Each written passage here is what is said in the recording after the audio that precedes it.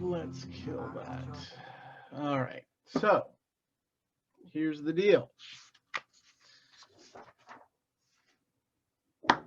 On the quiz, first thing you're going to do is you're going to go through every page and you're going to count up how many M1s and A1s, or if you got any R1s in there, and you're going to total all that up.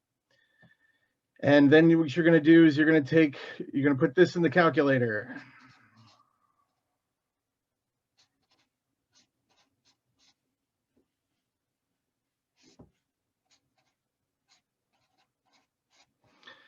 And then you're going to round, and then round to a whole number.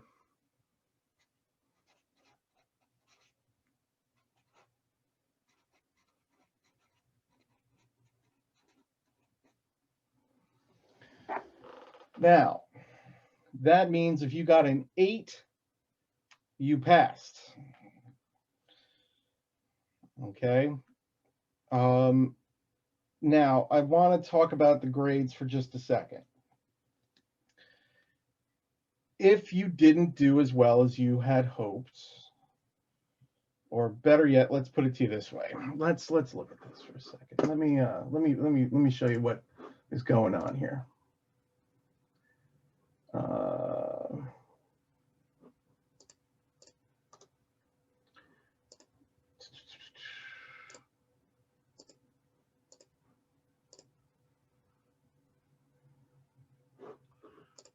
Okay, let me share this screen for you. All right.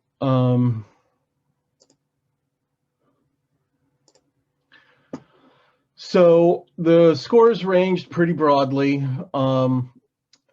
these are the raw scores before they were modified. If you got in the single digits, it's not the end of the universe. If you got a number in the teens, you're fine. If you got in the 20s, congratulations. That's excellent. But I do the grades like this so that this end right here of the graph, these points, get lifted up. Basically, it's a logarithmic scale, so it kind of curves everything upward. Here's the long and short of it, ladies and gentlemen. If you scored if you got a 7, a 6, a 5, or then what we need to be looking and seriously at is wait until next quiz.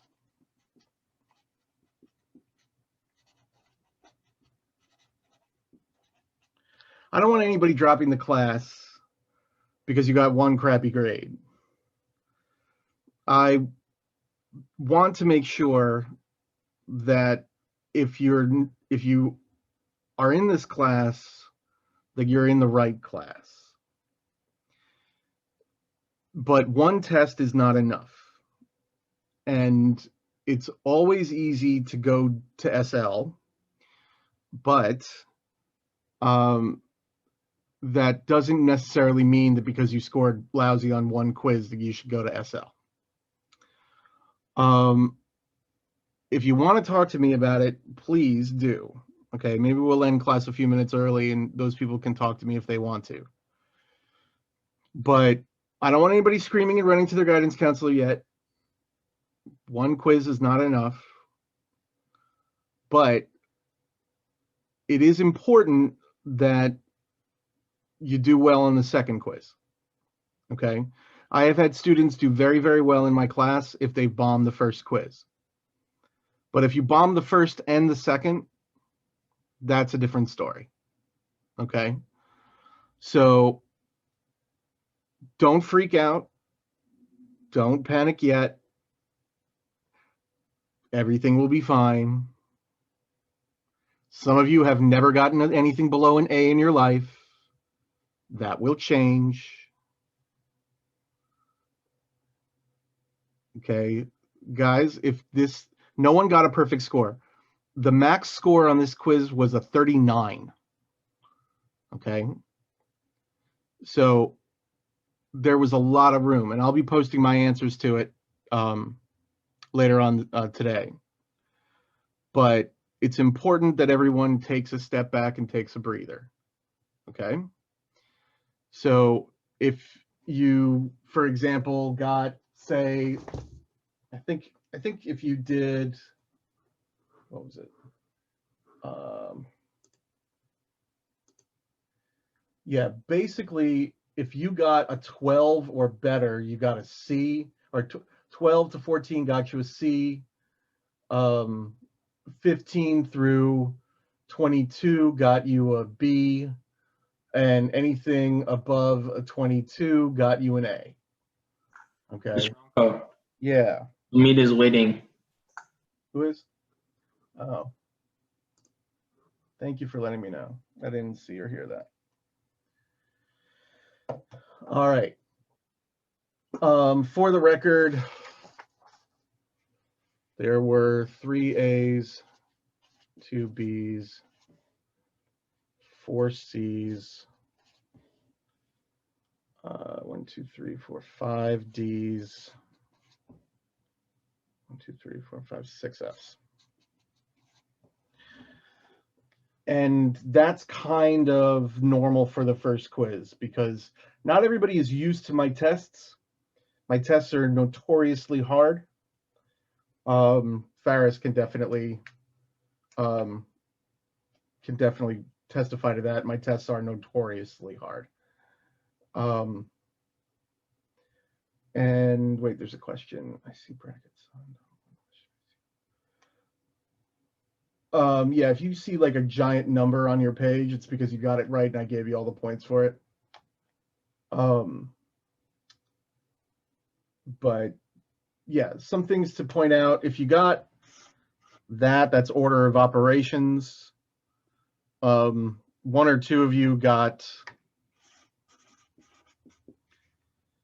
one person got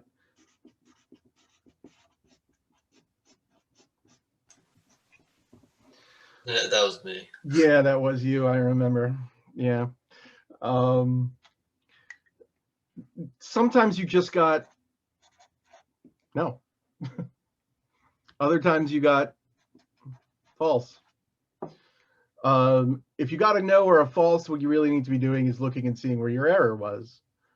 But watch your order of operations. A lot of people made order of operations errors. Oh, and by the way, nobody got it this time because no one's done like repeated errors because you haven't had enough of those. But if you ever get this, that means for the love of God. So, I mean, that means that I'm just like, please, really, seriously, oh my God. Okay. Now, generally speaking, there were some really good answers. Some people did some really good work. Some people need to work on, like, well, first of all, don't erase anything. You never know where you're going to get a point. Okay. If you think you're going down the wrong path and you erase everything, what happens if part of that was right? Like, I remember one person was on the right track. I could see it in the erasing, and they didn't get those points. Okay. Decimal answers. Oh my God, people. Oh my God. You just, okay, you can't see it right now, but my head is on fire. Okay. Learn this button. Math, enter, enter, for the love of God. Okay. Decimal answers were in the instructions. No decimal answers. Okay. I want exact answers. That means no decimals. All right. Now, before we go too deep and too far into too many other things, would anybody like me to go over any of the problems? Yes. Please, which one would you like to see? And don't say the one that starts with a number. Let me find it. Yeah. Anybody else want to see something? Or you found it? Did you find it? Number 5. All right. Kind of. Number five. And 6. 5 and 6. Okay, these were done in many different ways. Some people found some very ingenious ways of solving it, but most people did it pretty much the same way, except for a few, which was kind of cool. So you had P. Let me second. Let me close this out. Where the heck are you? Oops, there you are. You had the set P, P plus 14, and 9P. And they were in a geometric sequence, which meant that this was R and this was R. And that meant that P plus 14 all over P is equal to 9P all over P plus 14. Cross multiplying led you to P plus 14 squared is equal to 9P squared. Now, this is where most people diverged on different paths.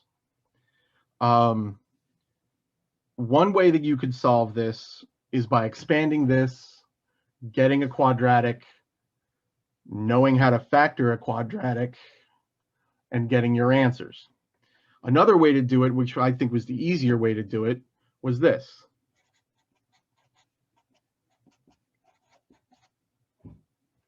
Square root both sides. But if you square root both sides, you've got two answers. Okay, you have to square root both sides.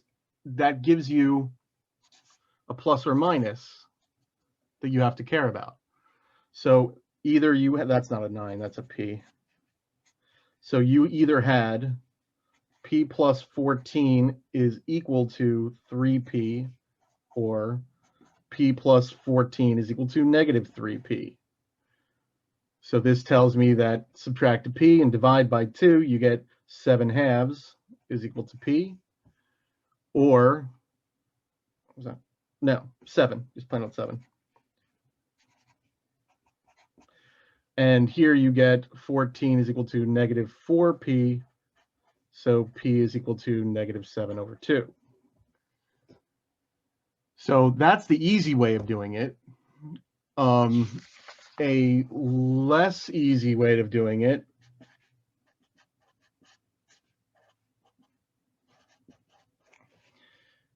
p squared plus 28p plus 196p, not p, is equal to 9p squared. So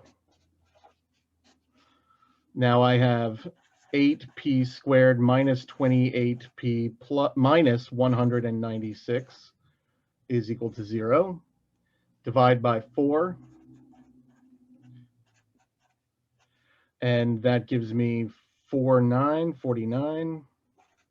is equal to 0. And then you can factor this any way you please, but I like the rabbit in the hat technique.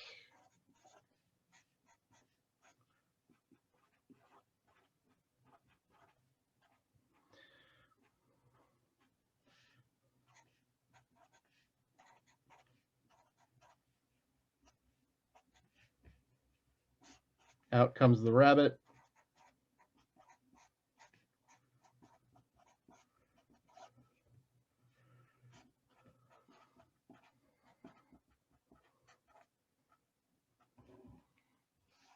And that's that. Okay, so that's the second way of solving it.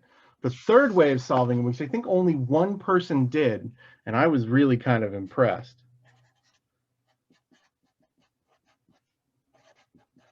is they said this.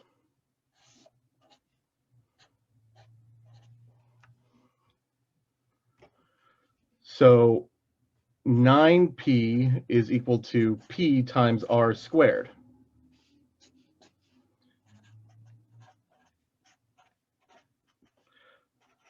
Now it's plus or minus 3. And in reality, it shouldn't matter which way you go, but they use the positive case. And then it was p plus 14 is equal to p times r, and r was 3. And so they get those same two equations. 14 is equal to 2p, and p is equal to 7. But they didn't use both the positive and negative cases. If they had, they would have come up with the other case.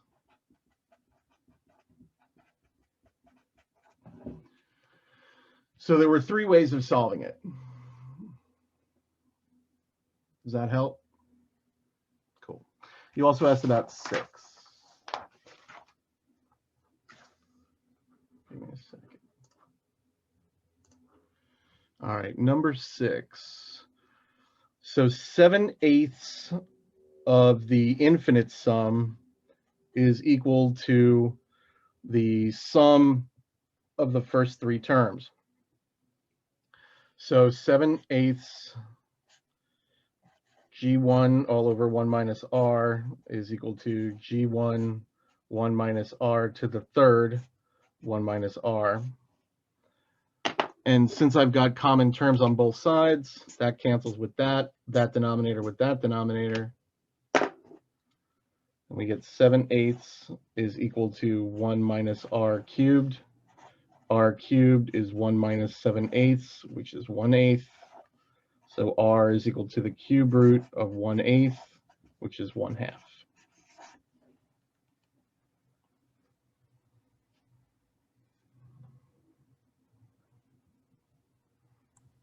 Oh my God, it was that easy. Ugh. So all of these problems, Right? all of these problems were that easy. Well, like all those words in like the question made it very, very confusing. Let me see. You're now the second person who has said that to me. And it's funny because I might had, just not understand words. That could be it. well, maybe. but I did have it checked over. Let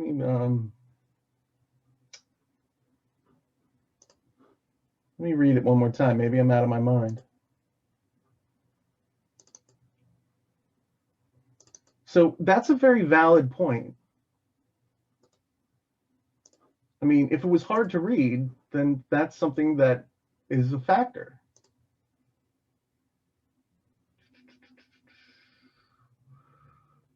What the hell is it? Sequence test results.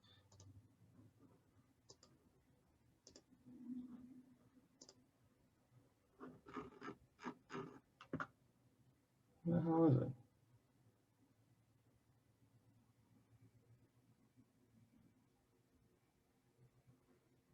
Great, now I can't find my own quiz. Okay, here it is. No, that's the wrong one.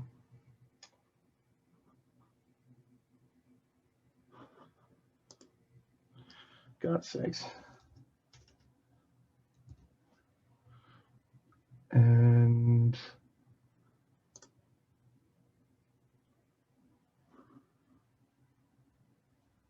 oh, for crying out loud. All right, so what other questions did people have while I am looking for my file?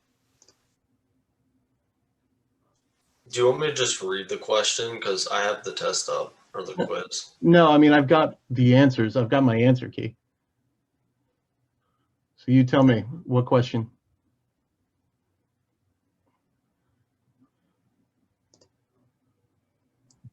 Can we see number 8, Mr. Anka?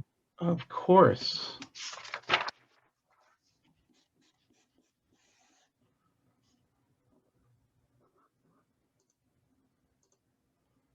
Oh, you wanted to actually see the answer? Oh, okay. All right. Come on. Dude, That was pretty good. hey, it's like when students say to me, how do I do number 4? With a pencil. All right. Downloads. Here it is.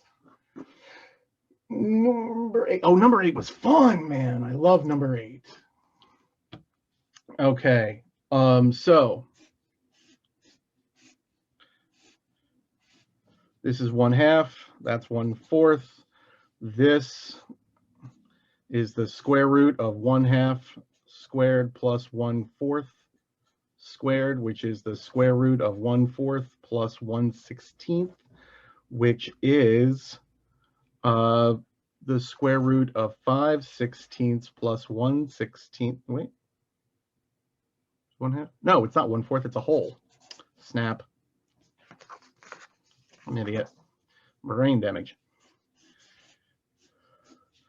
1/1/2. So this is the square root of 1/2 squared plus 1, which is the square root of 1/4 plus 1, which is the square root of 5/4, which is the square root of 5/2. Then you do the next little guy, and we've got 1/4 and 1/2.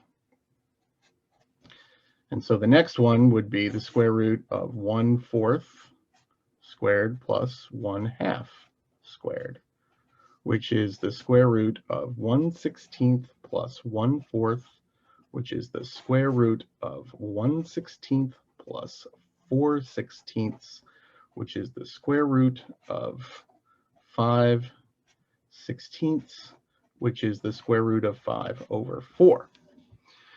So looking at these two terms and realizing that you've got a pattern going on here, you have, for the green,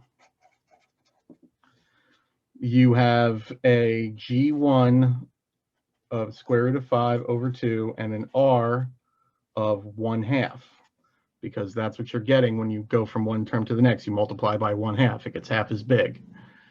So the infinite sum of this is the square root of 5/2, 1 minus 1/2, square root of 5/2, 1/2, square root of 5.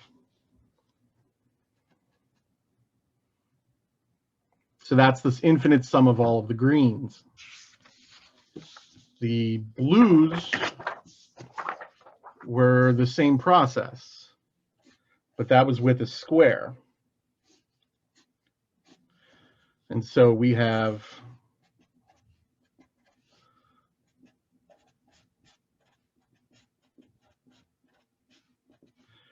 and this is the square root of 1/4 plus 1/4, which is the square root of 1/2, which is the square root of 2/2, once you rationalize it. And then doing it for the next fella,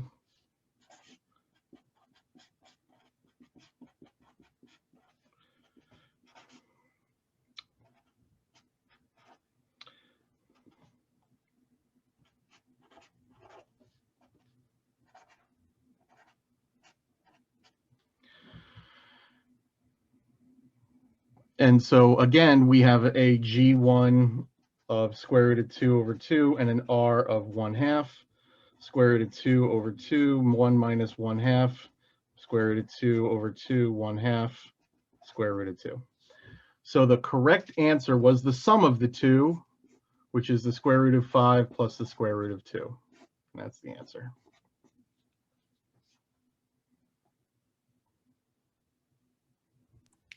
Oh, for me, the way it was worded, it seemed like it wanted two singular things, just the square root of 5 and square root of 2. That's why I ask you, is there two answers? No, but Ah, that's okay. okay. I think, did you get the square root of 5 and the square root of 2? Yeah. Yeah, then I gave you all the points except for the last one. Can I ask you a question? Yeah. I remember when we took the test, you said that you did these questions. Did you do 8? Yeah. What do you mean? Oh, because when I saw what was happening, I was like, I thought I've seen this before. Oh, you have. Yeah, You I think I've have, seen something. Because like I but watched you've like only ever seen this.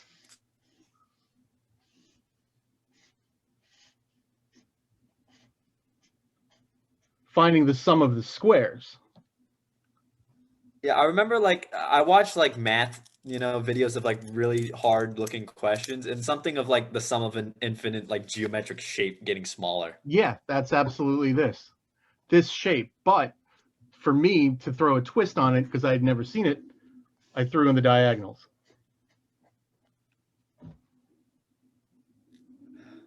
Well, thankfully you put the sides of the square, you said midpoints and the side was 1. If you put like the sides of the square as like something random like 2/8, like 3/8 or something, it would have thrown me off. But Oh, well, then thankfully it your was answer 1. would just be this plus times 3/8. Yeah, but it would just look weird when I'd write it Oh on yeah. paper. Well, but then again, I'm not trying to do that. I'm trying to see, do you know the math? I mean, if I wanted to be really evil, I could give you like 10-point floating decimals for everything and make you hate life. But that doesn't that doesn't help us. Other questions? Come on now. Oh, recursive, for the love of freaking, oh my God. People screwed up recursive all the time. All right, look. Let's do this.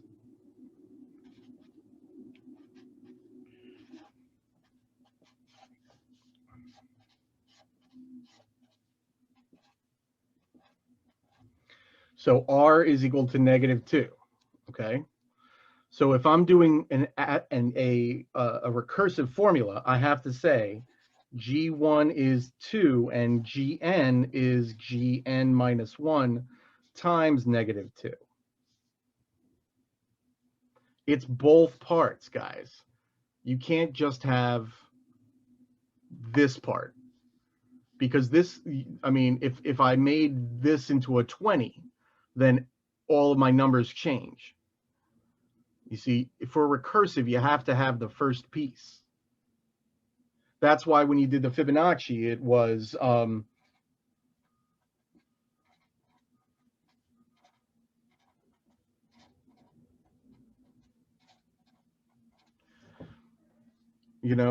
you had to have these things in there so that we knew what we were dealing with in the beginning.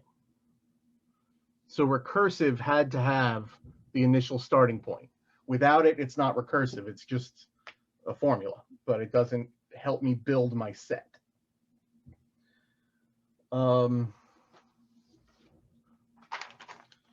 What else? A lot of people did well on 7.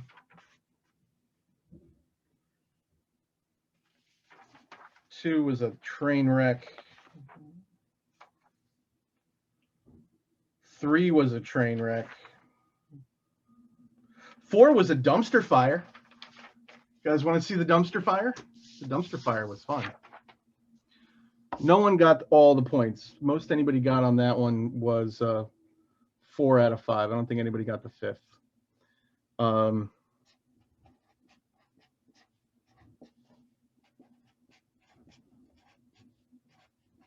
So if you wrote this down, you got a point.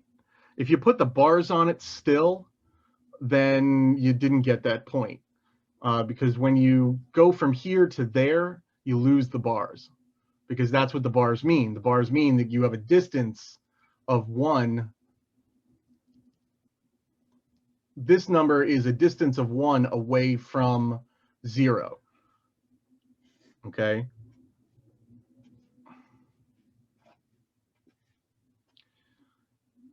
And now what we need to find is we need to find the x's that make this true. Okay, so we're somewhere in this interval combined. So to do that, we first divide everybody by -3, and so many people have forgotten their rules of inequalities, which flips to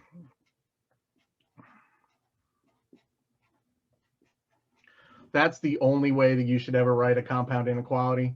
Only ever. That's the only way that it should ever be written. This is fine for an intermediate step, but that is the only way that you should ever, sorry, that's 1 over x. And we'll talk about this in a second. Your arrows should both be pointing in the same direction, and they're both pointing this way. Okay. Some people had all sorts of weird things. Some people divided by x or multiplied by x or something. I don't even know. But now what you do is you just take the reciprocal of everything.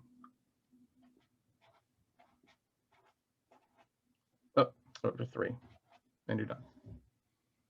But there's a catch.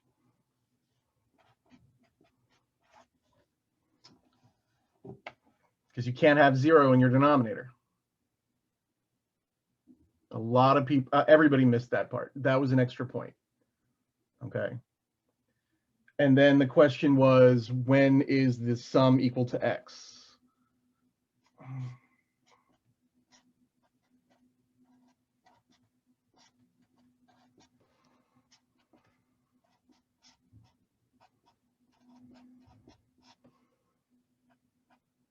That's x. No, that's 1. X plus 3, x is equal to -2.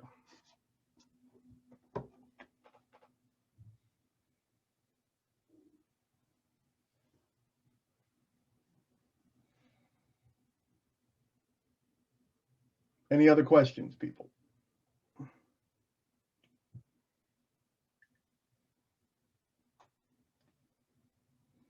Okay, any questions on any of the exponential stuff that we did last class? And that giant pile of homework I gave you?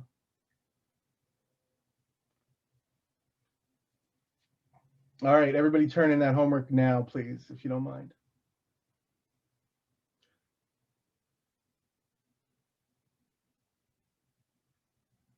And people are scratching their heads like, wait, what homework? The giant packet you sent us. Yeah, the giant packet that I told you wasn't due. Okay, did anybody have any questions on those? No.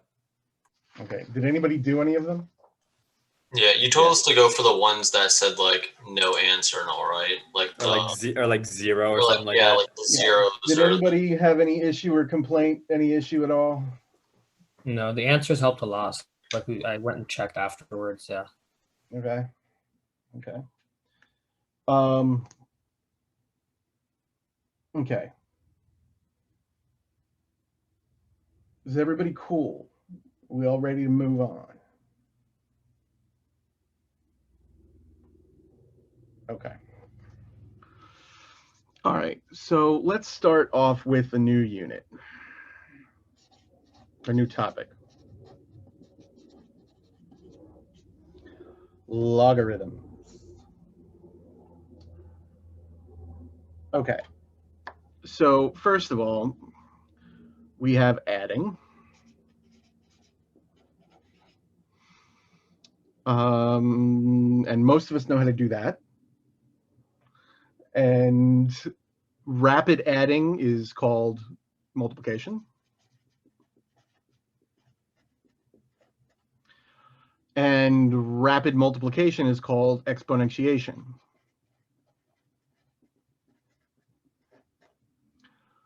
And just in case anybody's really interested, there is a thing called rapid exponentiation, and it is called tetration. But we don't talk about that in this class. That gets really, really big, really, really, really, really fast. Now, here's the reason why I'm talking about these silly things that we all know and understand. Exponentiation distributes over multiplication.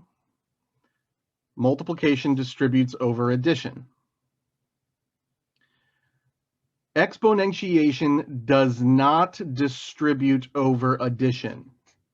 This is what I mean. If I have this,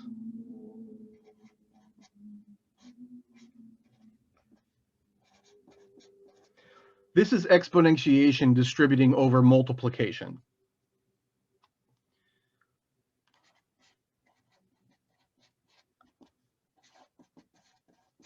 This is multiplication distributing over addition.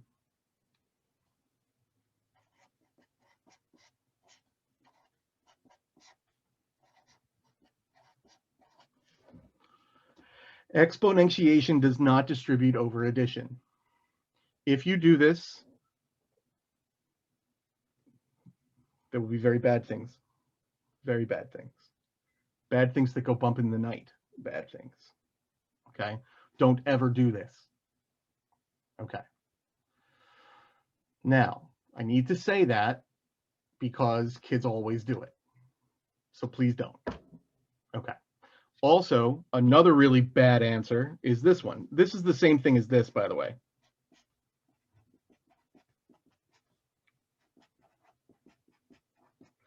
Can't do that. Not allowed to do that. I am allowed to do this.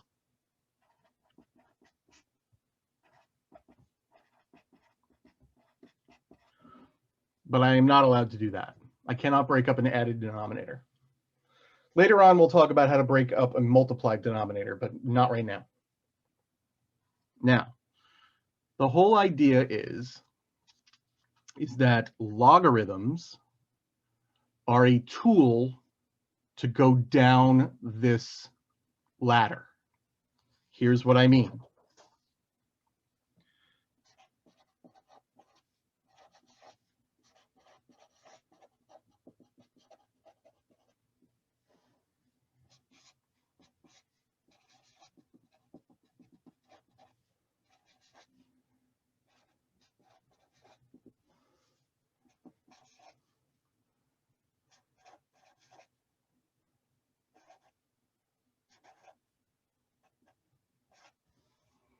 So this is called the base.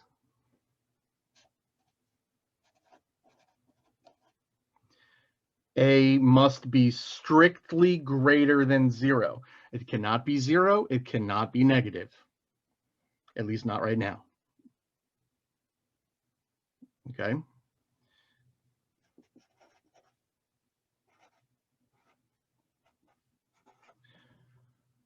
So A is written as a subscript, B and C are full-sized, and then A is a full size, so is B, and C is a subscript, superscript, excuse me. For example,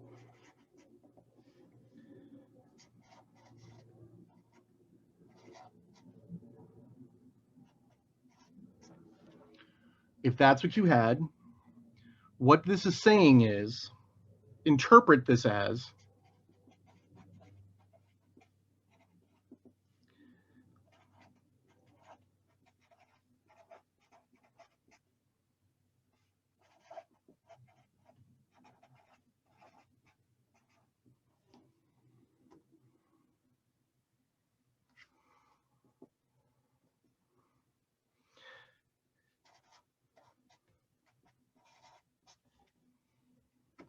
Now, sometimes the answer isn't so obvious.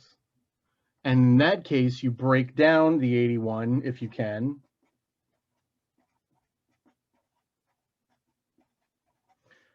To be 3 to the 4th, and x is 4.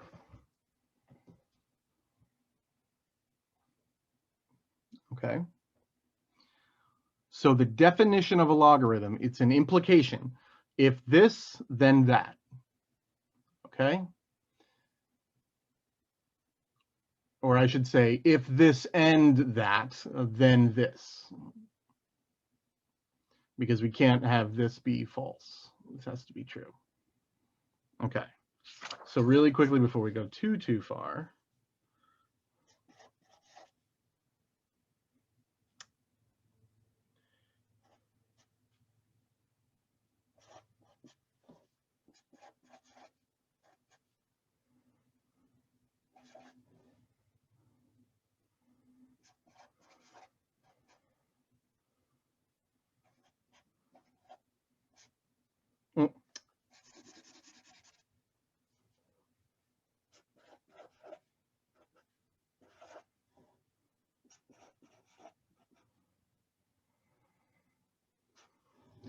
Let's look at those 4. So we interpret this as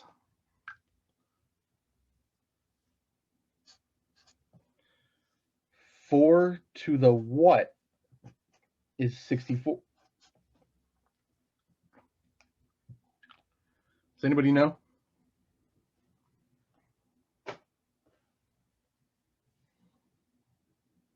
Power of 3. Yeah, it's 3.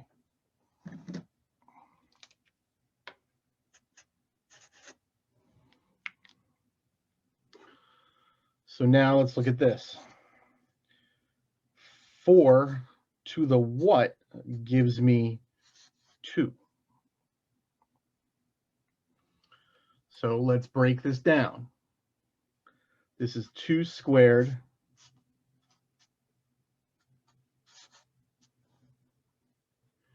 so by our exponent rules,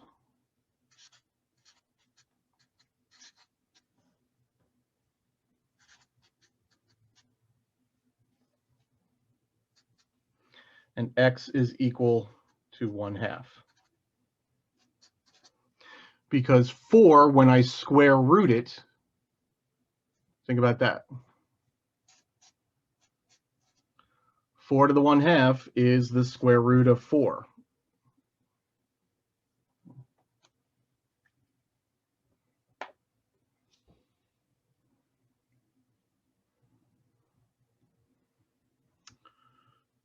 So 4 to the x is 8. Break them down into their powers of 2.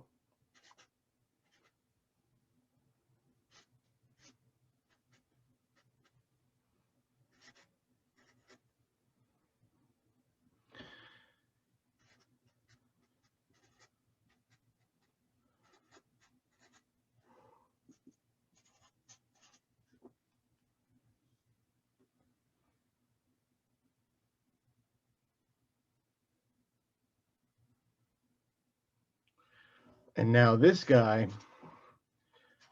4 to the what is 1. What's the answer to that? 0. Yeah.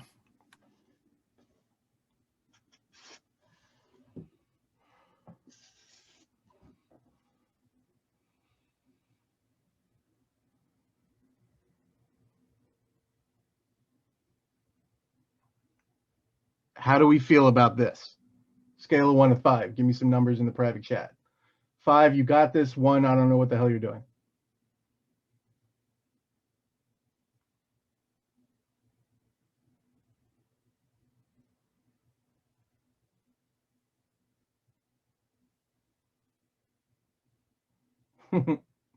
Okay.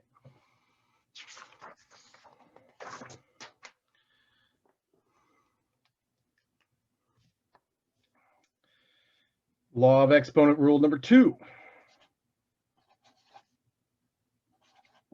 Not exponents, logarithms.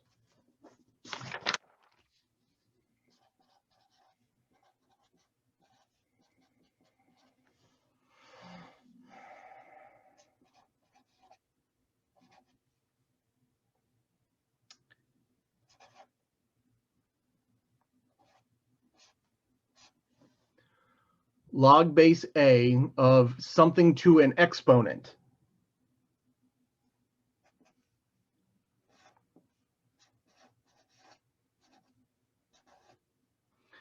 And this is where logs get their power. No pun intended. Because it allows me to take something from an exponent level and bring it down full sized.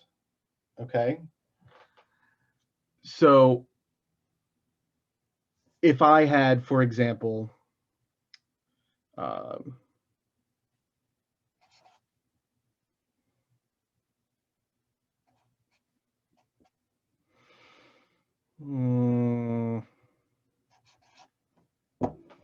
if I had to solve that,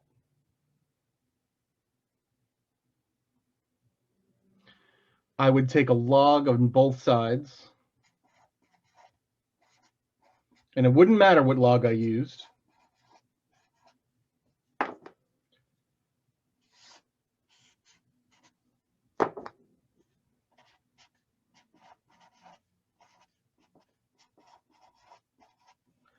And then solve for x.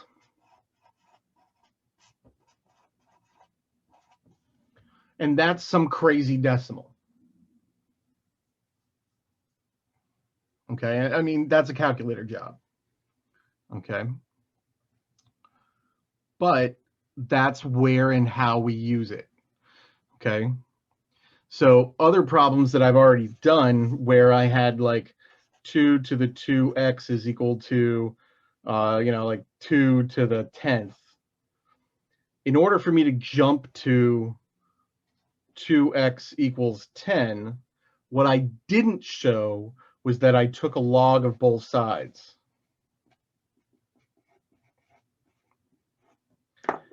And then the exponents came down as coefficients.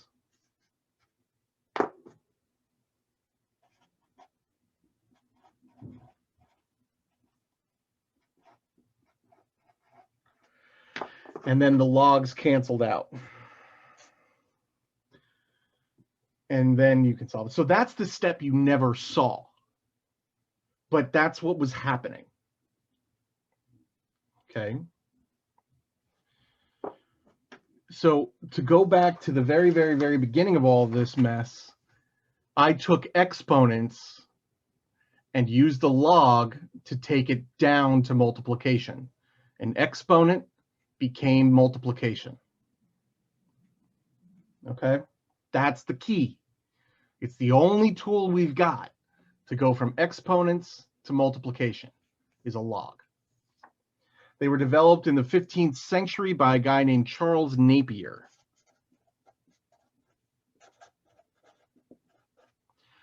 And funny story about how it happened, actually, or a funny reason why it had to happen. Think about it this way. What was going on in the 1500s? Like, it was the world of exploration, right? You had, exploration. You had the Silk Road. You had people going over to the new the new continent on the out west and spreading disease and killing people. And like you had all sorts of like you had royalty inbreeding all over the place. It was really bad. It was really, really, really. It was a lousy time to live. Lots of disease. Really, you don't want to live in the Dark Ages. Not a lot of fun. However, let's just say that you wanted to go off to one of those really cool little places far, far, far away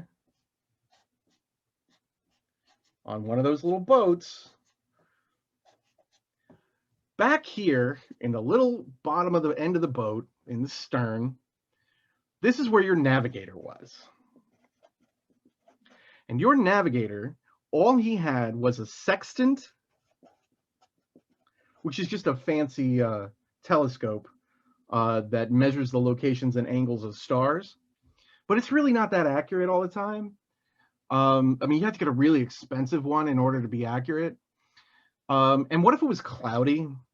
And what if it was storming? And what if it was nighttime? There was no GPS. And all that they had were these huge books. I mean, like books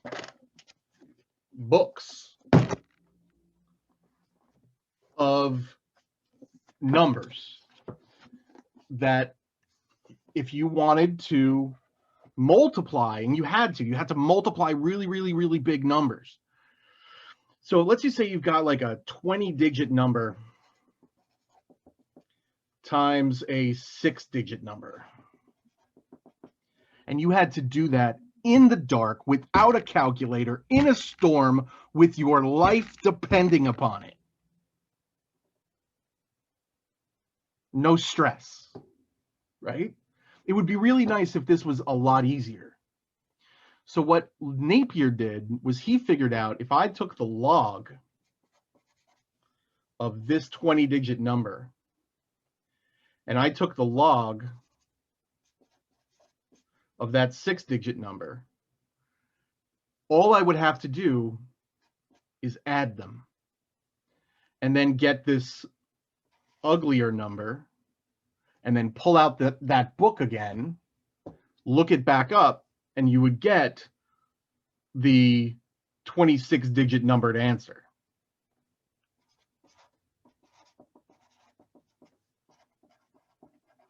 Usually 25 or 26-digit answer. So what he did was he figured out a way. If I take a log of this number and a log of that number, and I add them, it's the same as if I multiplied them. And that's what it's all about, is turning multiplication into addition, exponentiation into multiplication, and multiplication into addition. And that's what he did. He took multiplication, which was originally there, and turned it into addition. And probably saved a whole lot of people's lives in the meantime.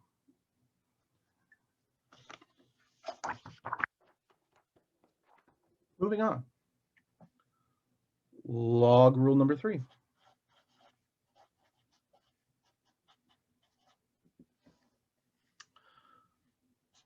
Log base A of B plus B times C is equal to log base A of B plus log base A of C. That's exactly what I just showed you.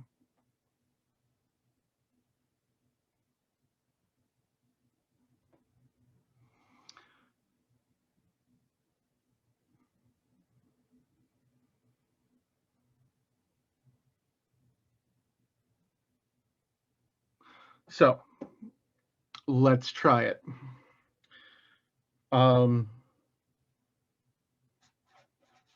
Log base 2 of, and let's do 256 is equal to log base 2 of 64 times 4, which is log base 2 of 64 plus log base 2 of 2.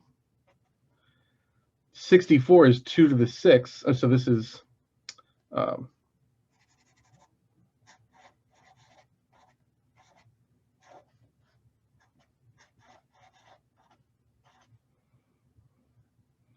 right, that's 2 to the 2nd.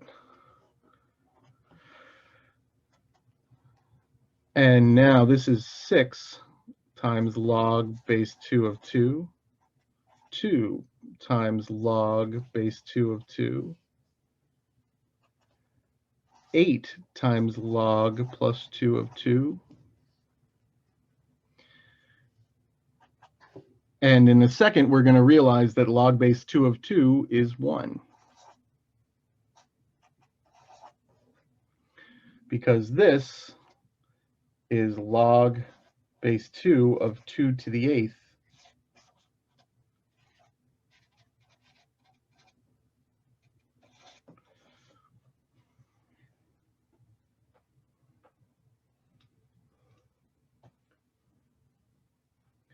That's the whole idea, guys. You can break up multiplied things. So, for example, if I said to you, expand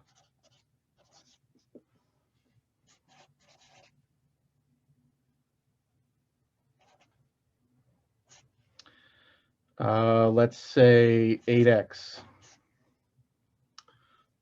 8 square roots of x, because I'm evil. This is log base 2 of 8 plus log base 2 of x to the 1/2. 2 to the what gives me 8? What's this? 2 to the third. So what is this? 3. Yep.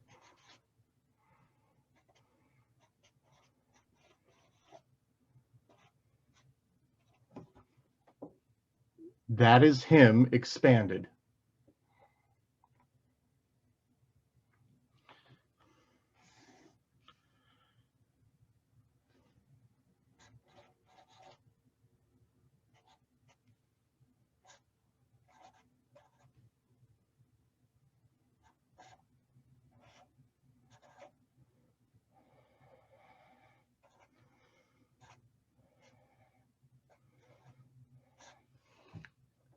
Go ahead and expand that. So turn all of your exponents into rational numbers. Crack them all apart and bring all of your exponents in front.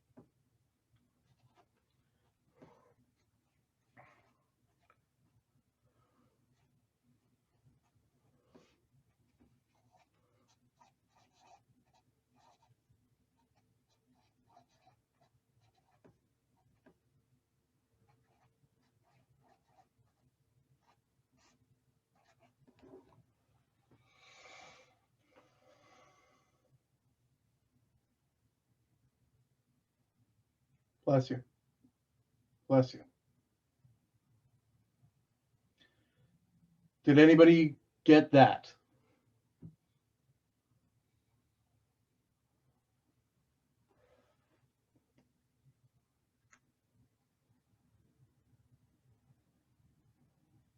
Questions on that?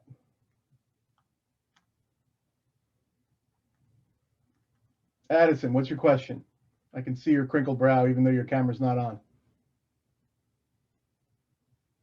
Don't expose me like that.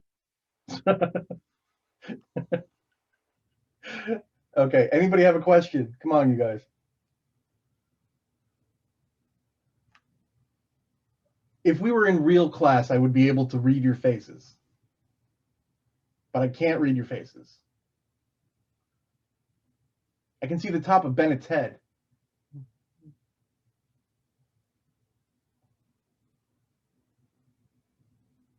Okay, I'm going to assume everybody knows it. Okay. Log rule.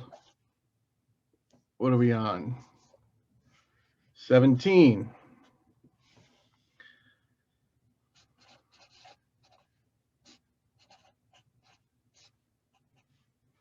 If multiplication was addition, then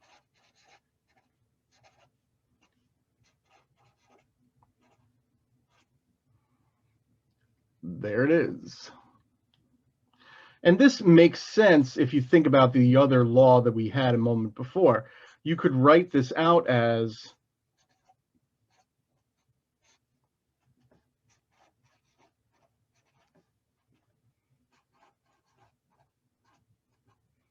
and then this coefficient exponent becomes a coefficient.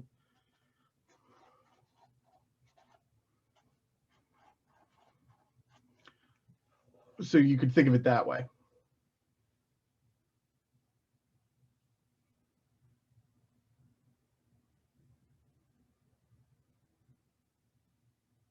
I'm confused, Herminio.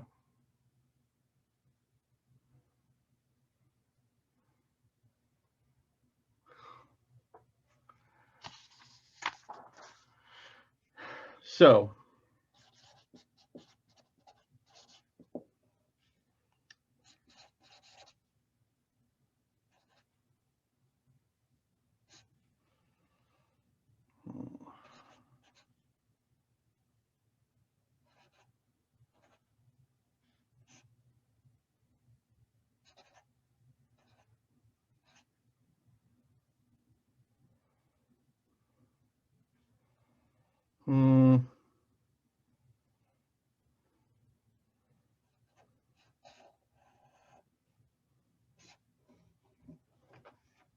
there we go. We'll do that one.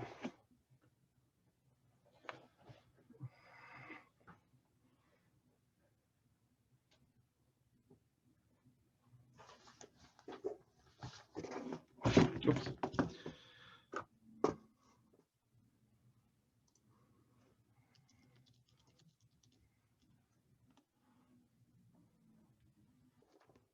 So you can do this without a lot of pain. First, you got to realize what all your exponents are going to be. The things that are up top are going to be positive. The things that are going to be downtown, those are going to be negative.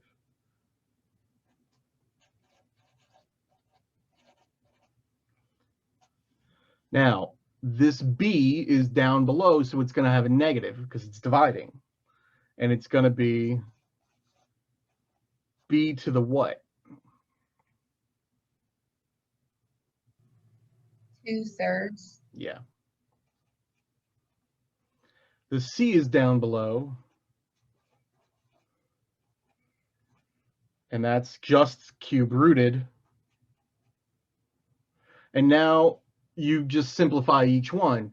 So this is 3 to the 3rd. So this is 3.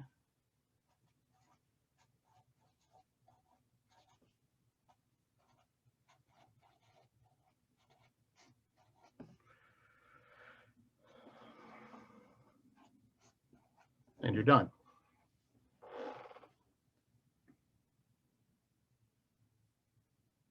Don't you dare do that.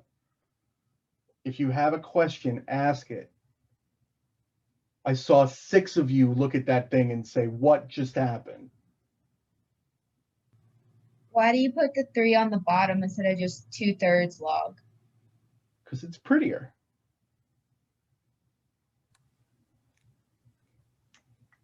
So the law implies that if log like a is b over c is equal to log sub a b minus log a sub c. Yeah. Why did you do log sub 3b in the exponent minus log sub 3 to c to a third? Because they're multiplying. Yes, but these two have negative exponents. I could have rewritten it like this. Think about it this way.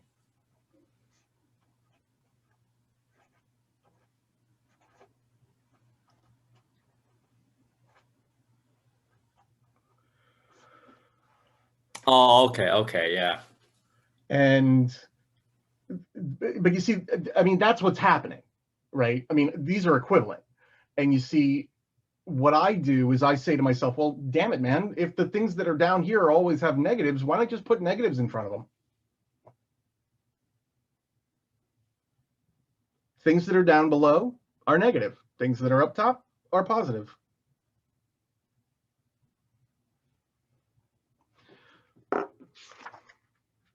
So now,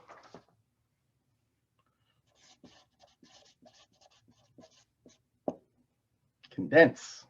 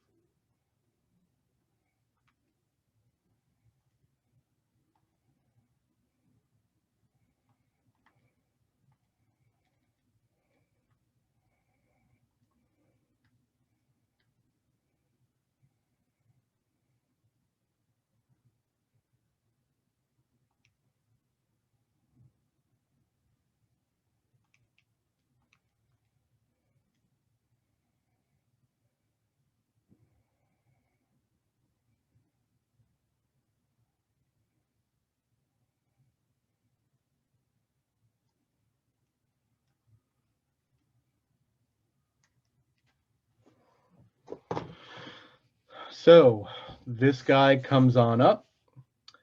This guy comes on up. That guy comes on up.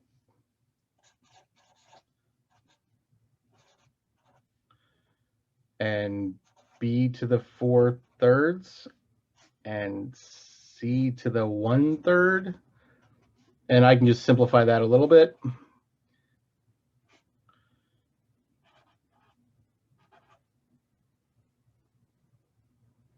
And, you know, whatever. I can just do, I mean, I could if I really wanted to, but there's really no need to it. Something like that.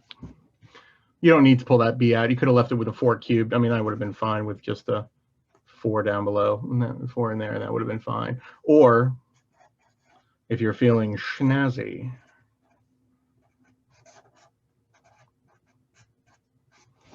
that's the same thing.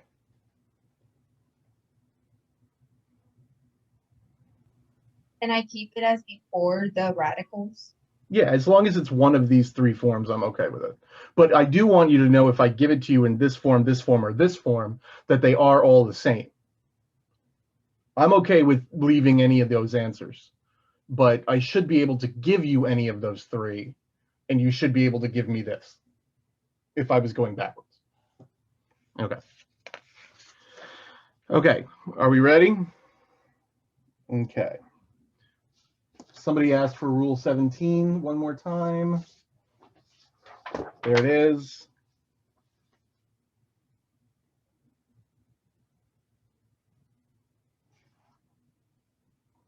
We got it?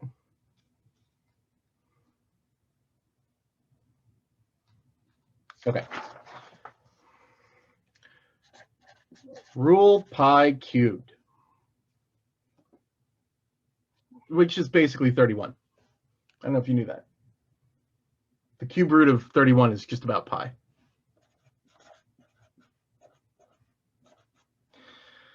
It's also the square root of 10 is very close to pi.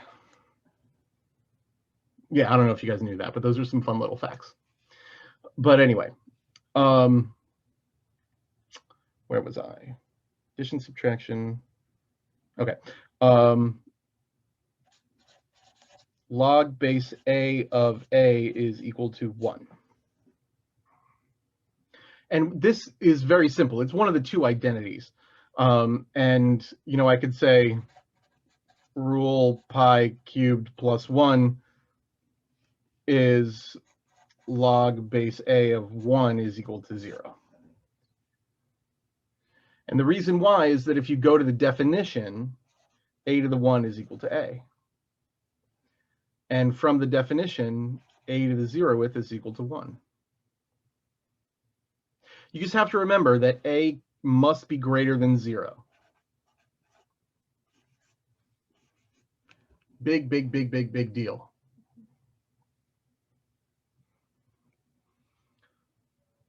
Now, these are nice when we are trying to put something into a certain form. This is really, really useful when we're solving equations, and we already saw that. Like, and I'll just move this up here for a second. Like when we did 2 to the 3x is equal to 8. So 2 to the 3x is equal to 2 to the 3rd. When I take that log of both sides,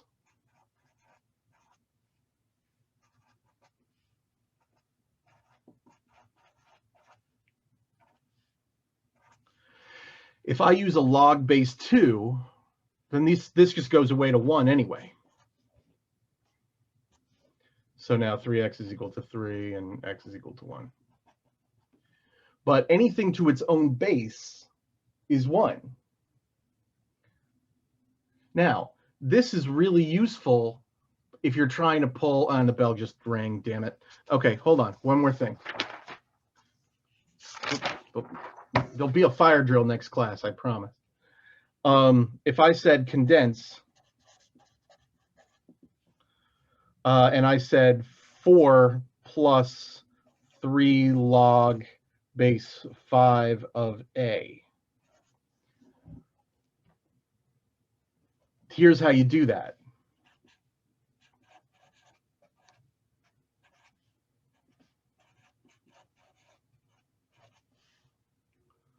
Because log base 5 of 5 is 1.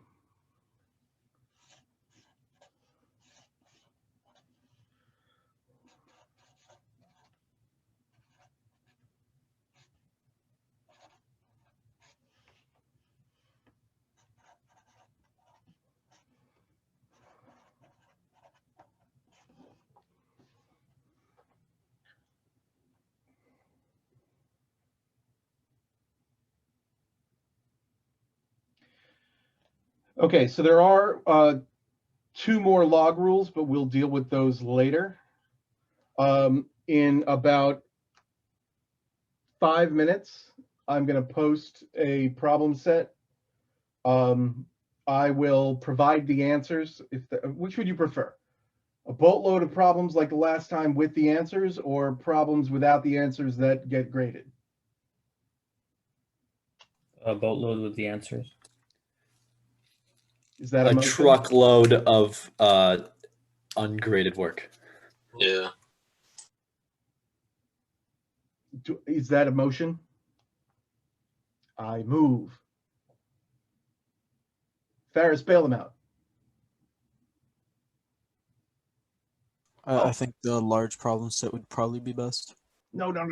I move that we have a large problem set with answers. That's what you say. I move that we have a large problem set with the answers. Do you have a second? Yes, you do. I'm the second. Pradeep seconds. It's been properly moved in seconds. Any discussion? No discussion? All in favor, say aye. Aye. All opposed, say nay. The ayes have it. I will post a very large assignment with answers in the back, but I expect everyone to be comfortable with it by the next class. Okay. I will also post later on this morning, because I have to take the pictures of my answer key to the quiz.